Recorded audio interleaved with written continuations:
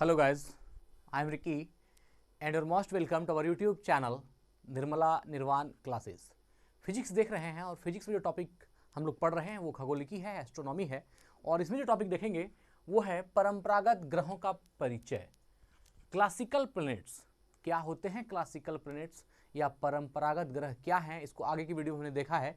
आज जो है परंपरागत ग्रह 6 हैं: बुध, शुक्र, पृथ्वी, मंगल, बृहस्पति और शनि। यह 6 जो है ये परंपरागत ग्रह है। बाकी 2 ग्रह जो अरुण वरुण है उसकी खोज तब हुई जब दूरबीन की अर्थात टेलीस्कोप की खोज हुई, उसके बाद बाकी 2 ग्रह का खोज हुआ है ना, अरुण और वरुण का। तो नेपच्यून और प्लूटो जिसको नहीं अरुण और वरुण का। तो जैसे 6 जो आपका परंपरागत ग्रह हुआ तो उसका परिचय, परंपरागत ग्रहों का परिचय मतलब जो 6 है बुध, शुक्र, पृथ्वी, मंगल, बृहस्पति, शनि, इतना का स्टडी हम परंपरागत ग्रह के अंदर करेंगे और एक एक ग्रह को हम देखते चलेंगे। तो आज जो जिस परंपरागत ग्रह की कड़ी में आज जिस ग्रह को पढ़ने वाले हैं, जिससे आरंभ है आपका, वह बुध अर्थात ये जो आपका मरकरी है, इससे स्टार्ट करेंगे, है ना, बुध ग्रह से। तो परंपरागत ग्रह का जो आज जो जिस ग्रह को परंपरागत ग्रह में देखेंगे वो कौन सा है, बुध अर्थात मरकरी। और फुल जानकारी मिलेगी बुध ग्रह की, एकदम लास्ट तक बने रहिएगा।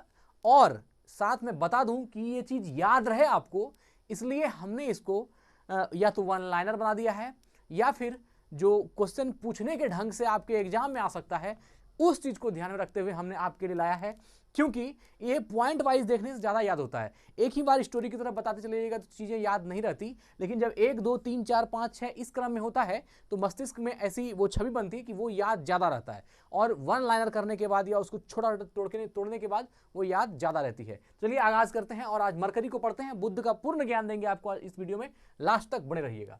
पहला प्रश्न है, सूर्य का सबसे निकटतम ग्रह जानते हैं? सूर्य का सबसे निकटतम ग्रह कौन है?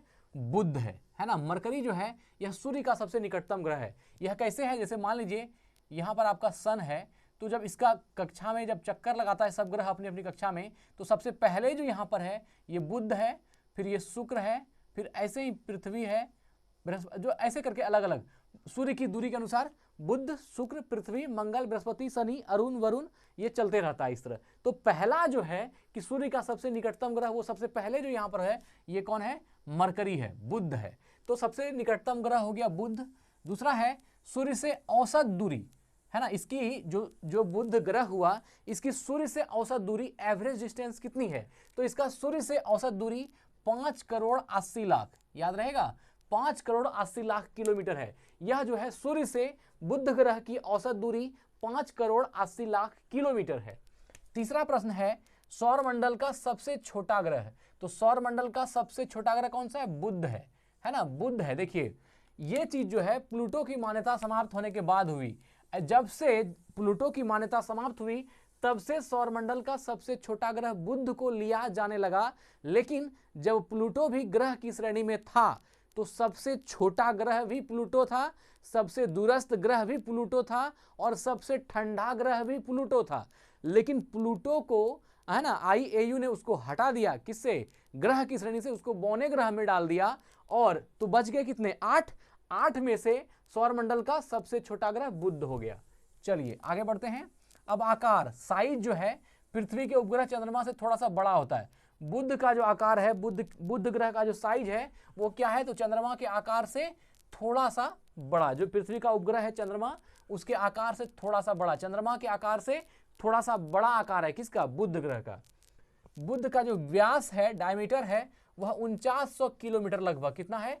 बुध का व्यास 4900 किलोमीटर लगभग है। बुध का व्यास, जो बुध ग्रह है, जो प्लेनेट है बुध, उसकी जो आप डायमीटर नापिएगा तो वो कितना है? 4900 किलोमीटर लगभग। छठा प्रश्न है, सूर्य की परिक्रमा बुध कितने दिनों में करता है? तो 88 दिनों में। सूर्य की परिक्रमा जो बुध है वो कितने दिनों में करता है? 88 दिनों में सूर्य की एक परिक्रमा करता है।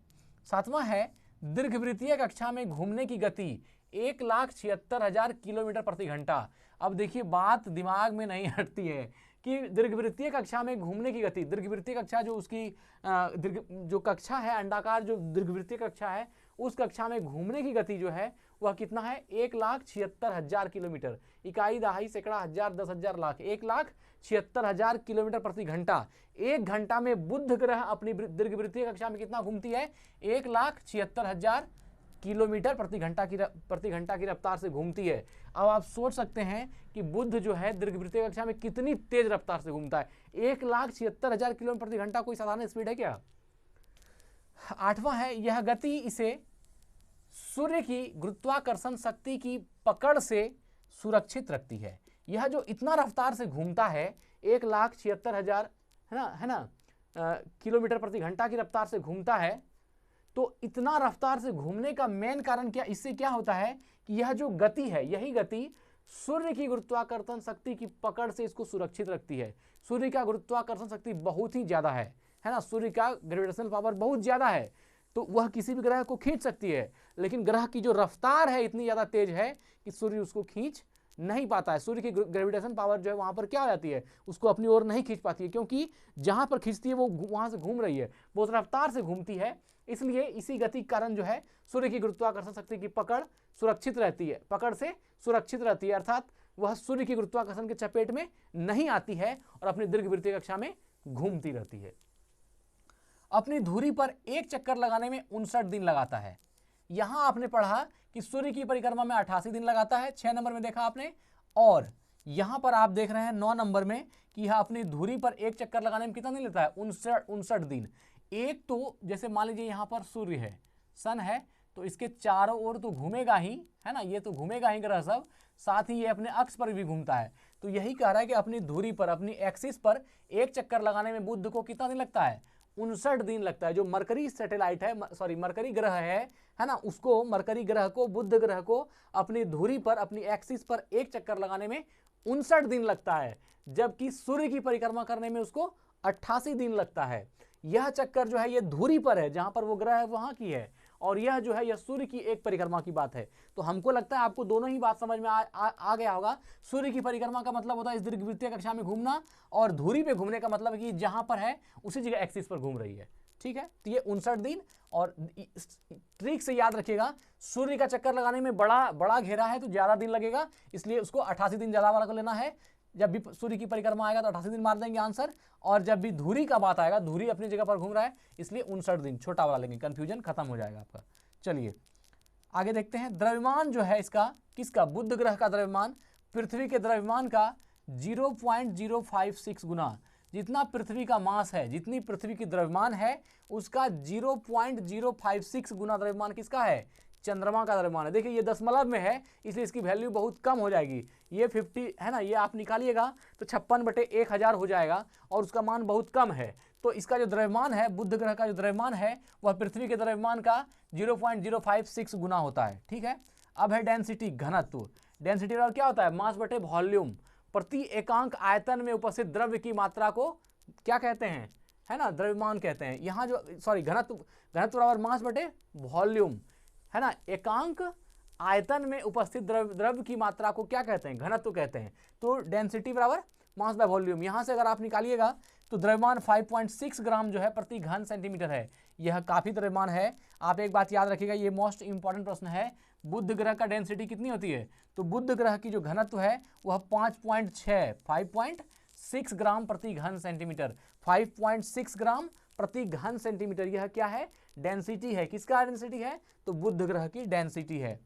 अगला है, बुध का अधिक घनत्व यह सिद्ध करता है कि इसकी सतह भारी तत्वों से बनी है। इतना हाई डेंसिटी 5.6 ग्राम प्रति घन सेंटीमीटर, मतलब क्या हुआ? अगर आप बुध ग्रह का 1 घन सेंटीमीटर का कोई भी कण उठाएंगे तो उसमें जो द्रव्यमान की मात्रा होगी वह कितना होगी? 5.6 ग्राम। मतलब एकांक द्रव्यमान में 5.6 ग्राम जो है वह मटेरियल मौजूद होगा, इसलिए इसकी डेंसिटी बहुत ज़्यादा मानी जाती है। 5.6 ग्राम प्रति घन सेंटीमीटर बहुत हो गया, मतलब 1 घन सेंटीमीटर का अगर कोई चीज़ है तो उसमें द्रव्यमान उसका कितना होगा? 5.6 ग्राम होगा। ये बहुत ज़्यादा है।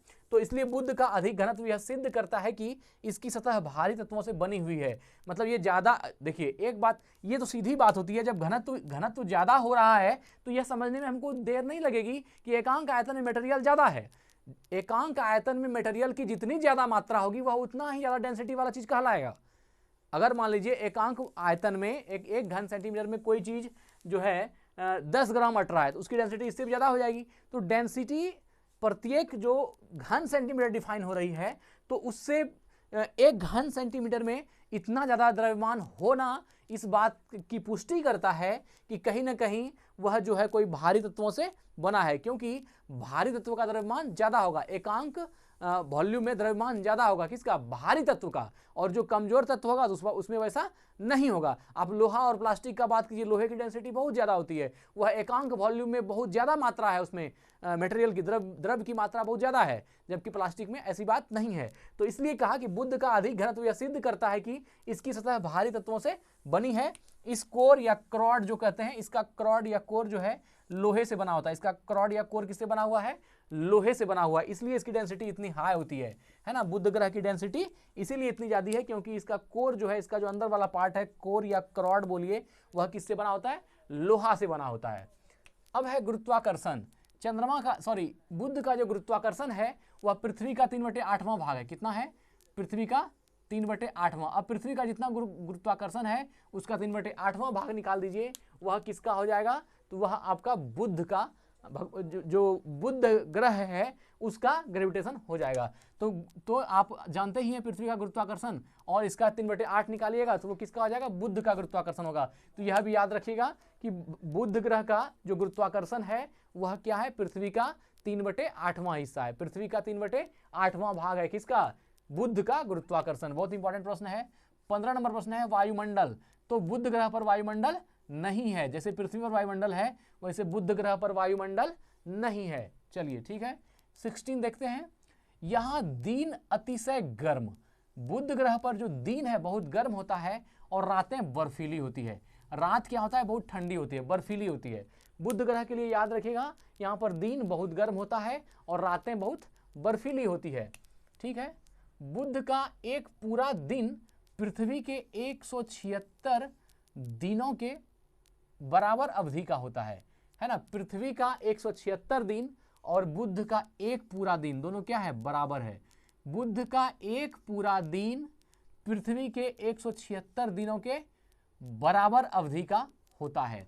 देखिए, दिन और रात जो है वह जिस गति के कारण होता है ना, वह गति जो बुध का कहा जाए, मतलब कि बुध ग्रह का कहा जाए और पृथ्वी का कहा जाए, तो बुध का एक पूरा दिन पृथ्वी के 176 दिनों के बराबर अवधि का होता है। अब 176 दिन तक जब पृथ्वी घूमेगी, तो 176 दिनों तक पृथ्वी घूमेगी, तब बुध का वो क्या होगा? एक दिन होगा, वह उसका एक चक्कर होगा। इसलिए क्या लिखा कि बुध का एक पूरा दिन पृथ्वी के 176 दिनों के बराबर अवधि का होता है। जो पृथ्वी का 176 दिन का अवधि होगा वह बुध का पूरा एक दिन का अवधि होगा। बुध का एक दिन है ना, बुध ग्रह का एक दिन बराबर पृथ्वी ग्रह के 176 दिन के बराबर अवधि का, इतना समय का होता है।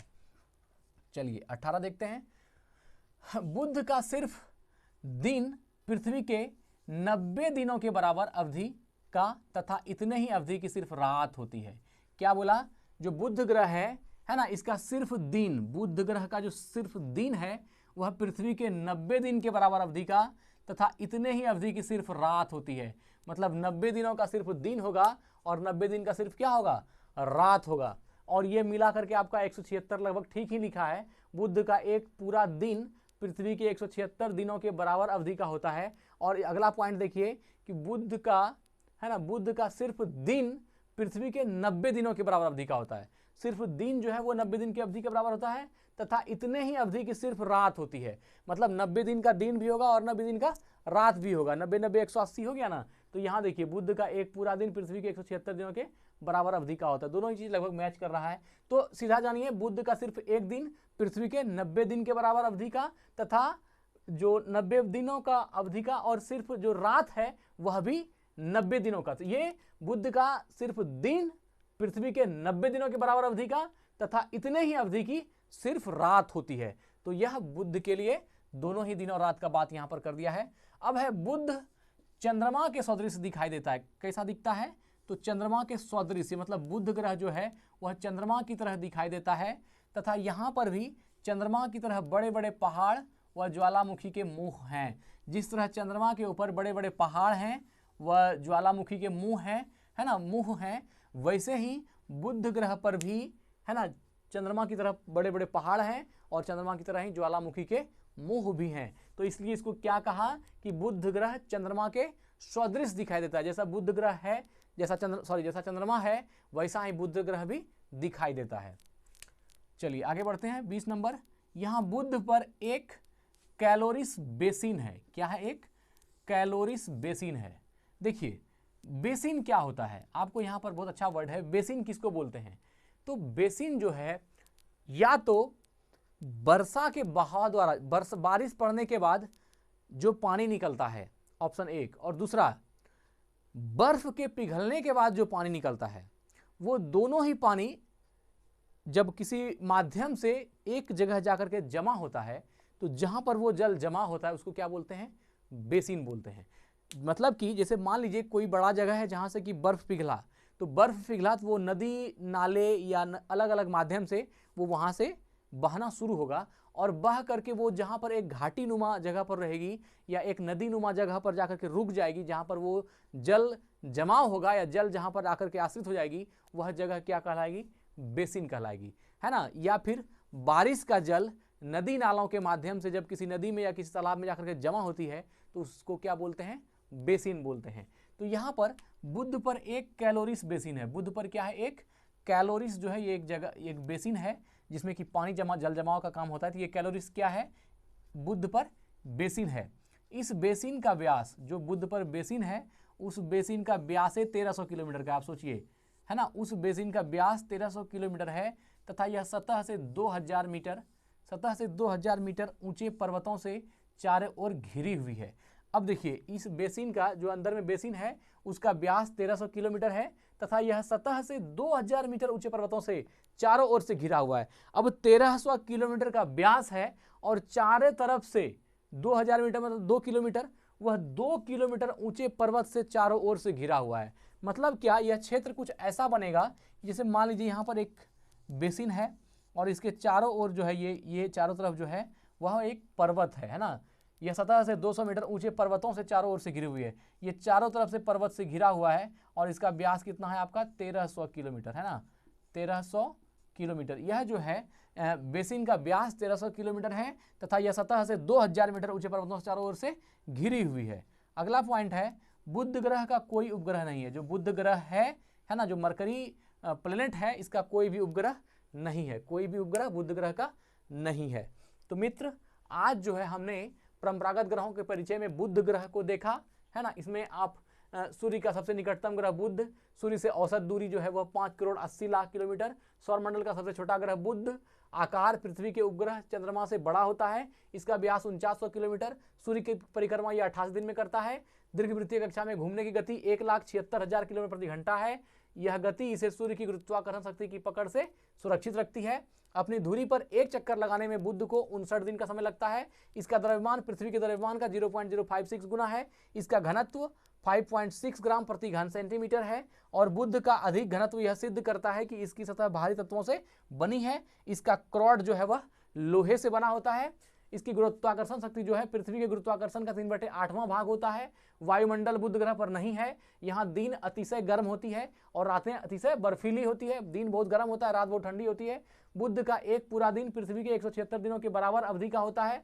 बुध का सिर्फ दिन पृथ्वी के 90 दिनों के बराबर अवधि का तथा इतने ही अवधि की सिर्फ रात होती है। बुध चंद्रमा के सदृश दिखाई देता है तथा यहाँ पर भी चंद्रमा की तरह बड़े बड़े पहाड़ और ज्वालामुखी के मुंह हैं। यहाँ बुध पर एक कैलोरिस बेसिन है। इस बेसिन का व्यास 1300 किलोमीटर है तथा यह सतह से 2000 मीटर ऊंचे पर्वतों से चारों ओर से घिरी हुई है। बुध ग्रह का कोई उपग्रह नहीं है। तो जो हम लोग देख रहे हैं परंपरागत ग्रह, इस कड़ी में आज हमने पहला जो टॉपिक था बुध को देखा और बुध के बाद परंपरागत ग्रह में दूसरा किसका नंबर है आप जानते ही हैं, बुध शुक्र। मरकरी के बाद वेनस को देखेंगे हम लोग अगली वीडियो में। तब तक के लिए स्वस्थ रहें, अपना ख्याल रखें। जय हिंद, जय भारत।